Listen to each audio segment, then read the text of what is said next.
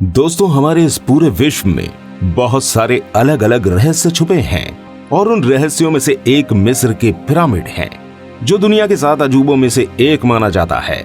वह प्राचीन कारीगरों द्वारा 4000 साल पहले बनाए गए थे और अभी भी ये वैज्ञानिक और शोधकर्ताओं की जांच का विषय बना रहा है। तो चलिए दोस्तों, आज के इस वीडियो में हम मिस्र के पिरामिड के सभी रहस्य जान लेते हैं। दोस्तों, वीडियो में अंत तक बने रहिए और आप हमारे चैनल पर अगर नए हैं तो चैनल को सब्सक्राइब कीजिए। प्राचीन मिस्र के पुराने और मध्य साम्राज्य काल के दौरान पिरामिडों को फिरौन और उनकी पत्नियों के लिए कब्रों के रूप में बनाया गया था।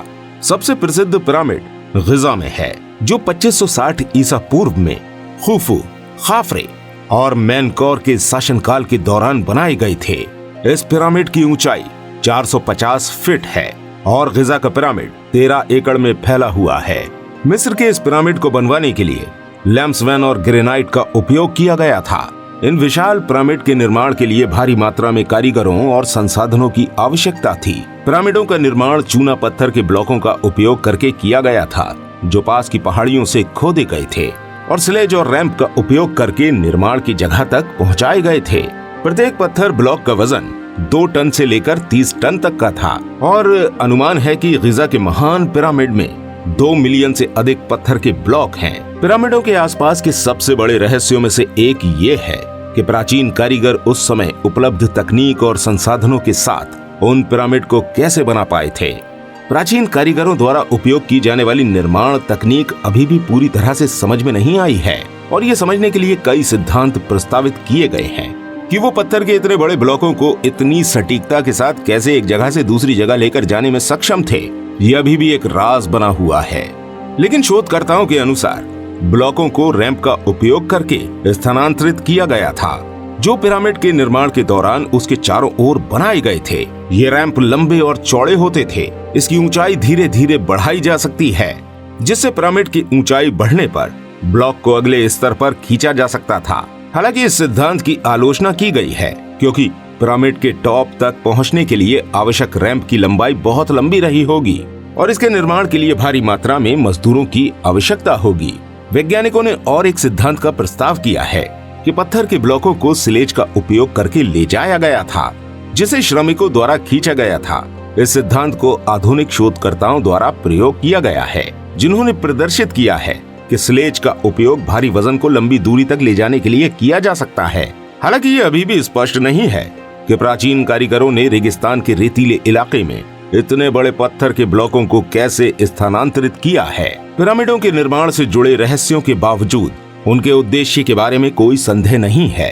पिरामिड फिरौन और उनकी पत्नियों के लिए कब्रों के रूप में बनाए गए थे और बाद के जीवन में उनके शरीर और संपत्ति की रक्षा के लिए डिजाइन किए गए थे। पिरामिड खजानों और प्रसाद से भरे हुए थे, जिनका उद्देश्य फिरौन को उनकी जीवन यात्रा में सहायता करना था।